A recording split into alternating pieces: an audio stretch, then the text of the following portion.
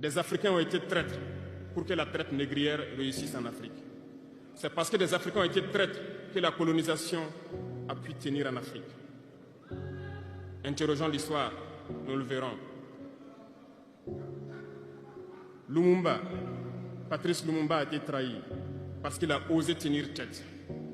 Et ces mêmes télévisions belges sont venues au Congo pour quelques billets tendus à des individus au Congo pour une interview, pour contenter leur population. Et vous avez pu suivre ça. Lumumba nous dérangeait. Il est mort, on est content. C'est de la traîtrise.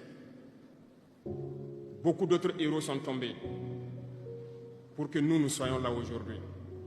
Et c'est une technique de l'impérialisme, de faire peur aux autres en menant des actions pour réellement créer la terreur.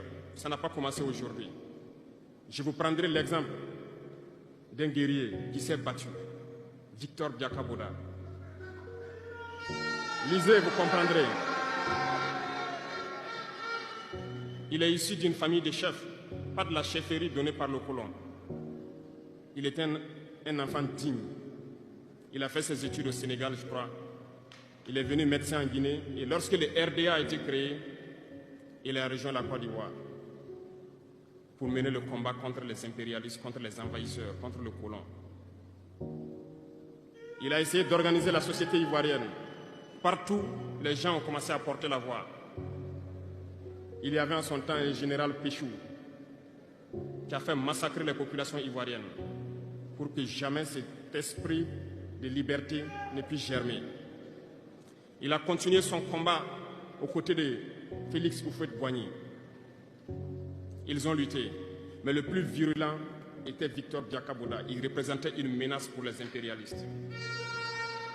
Qu'ont-ils fait? En plus de massacrer les populations qui manifestaient, un soir, ils l'ont tué de manière atroce à côté de Boisflé.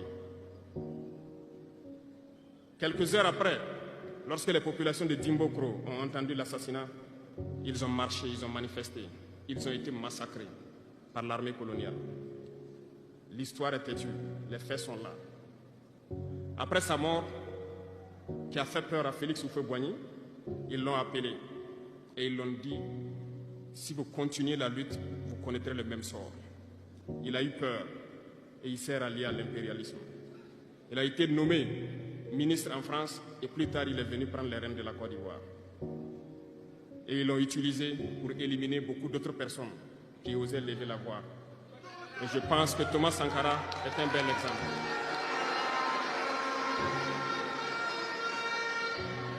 Si vous avez peur, vous serez lâche et vous serez traître. N'ayez jamais peur. La lutte doit continuer. Il y a beaucoup d'autres exemples à travers le monde. Et il y a ce phénomène qu'ils ont aussi utilisé depuis belle lurette et qu'ils continuent d'utiliser. Voyez-vous, certains individus, par exemple, se sont retrouvés dans d'autres pays et créé, soi-disant, un gouvernement parallèle au gouvernement du Mali. Vous avez entendu cette histoire. Ce n'est qu'une technique qui a existé dans le temps. Je vais vous prendre l'exemple de Ahmed Chalabi, l'Irak.